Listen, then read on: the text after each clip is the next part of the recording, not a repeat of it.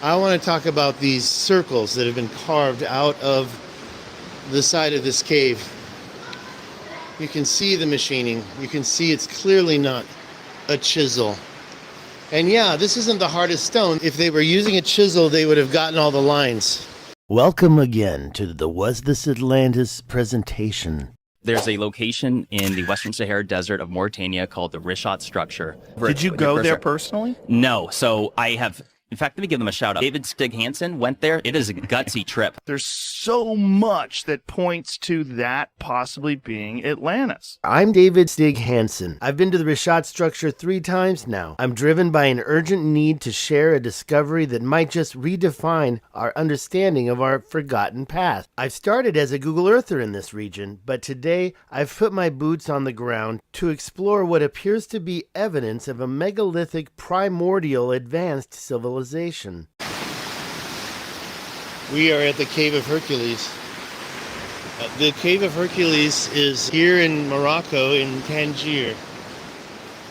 And the reason why I'm going live is to look at the ceiling and show you that something happened here. That looks a little more natural. Perhaps if it wasn't done by Hercules, then it was a natural occurrence from water. But then we get to these other things. You can see it in the surface of the first layer. You've got these circles. And I know about how to make a doorknob hole. We've got circular drills, what's called a hole saw. Now in doorknob drills, there's a guiding drill bit in the middle. So you would, if that was the case here, you would see a hole in the middle. I got into it with a gentleman asking, he claims that people use the chisels to do it. Well, if it was done with chisels, and you can see these discs outside stacked up. And I'll see if I can find any in here as well. You can see these discs were extracted from the inside of this cave, in my opinion, clearly through a machining process. The gentleman showed me a picture of a guy using a chisel, but if in fact it was a chisel, why would it be consistently the same size? And then why would there be the machining ridges as well? So this is the Cave of Hercules, El Grotto de Hercules. And I'll go kind of to the beginning part to show you the discs that I'm talking about. But then I'll come back out. I don't want to lose the Wi-Fi. We've got Wi-Fi in here. Obviously, this wall was built later. There's a cave in here that we can't go. And you can see the clear machining that was done to this cave, right?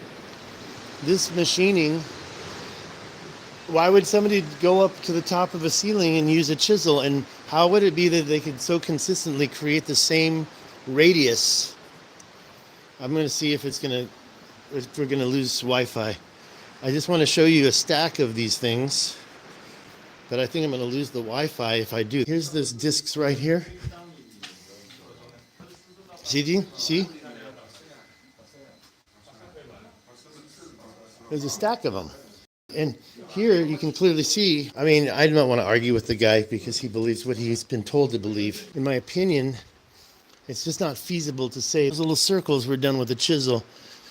It's interesting, though, but that's the narrative, because I think they can come up with a better one.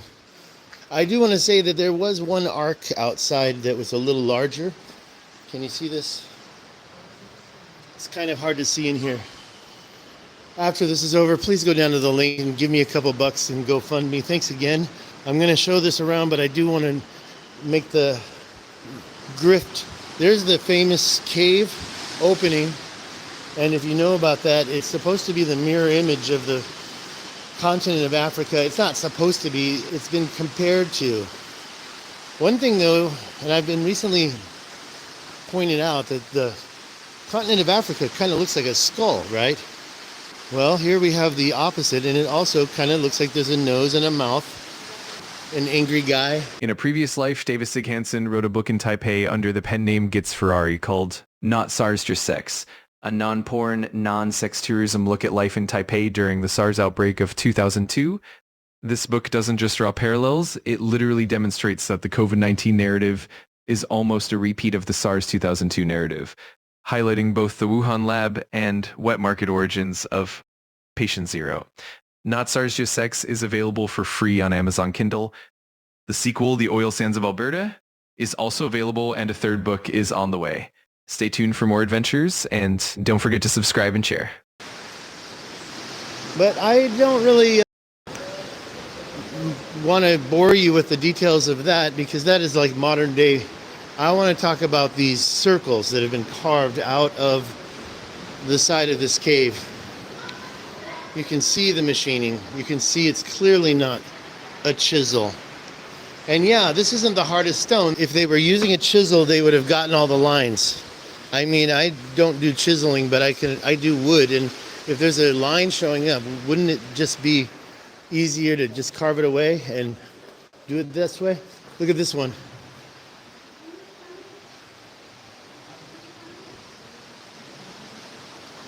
So somebody expanded the size. They came in here and they carved it out more. For what purpose? Obviously to make it bigger, to make it more roomy.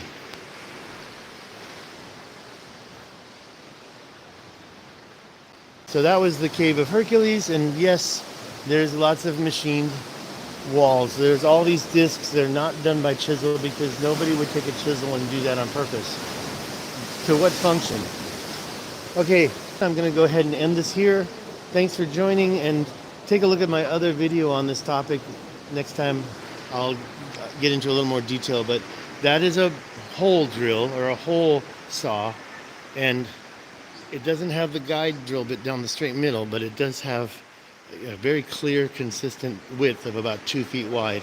Who did it? I don't know, maybe modern day, but people who I've asked, they don't think so. In fact, one of them showed me a picture of a guy chiseling, and I'm supposed to believe that he got up there and chiseled that semicircle in the ceiling, and he did such a perfect job upside down like Michelangelo painting the Sistine Chapel. Just don't believe it. Please take the time out to check out my description, different ways you can support my work. I'm definitely looking for GoFundMe donations. Thank you to my previous donors.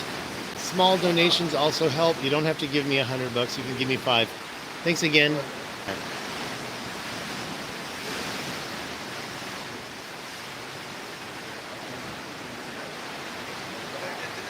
If you're interested in uncovering one of the greatest mysteries in history, this is the place to be. Go ahead, hit that subscribe button right now. After you've subscribed, make sure to like and share the videos to help spread this groundbreaking information.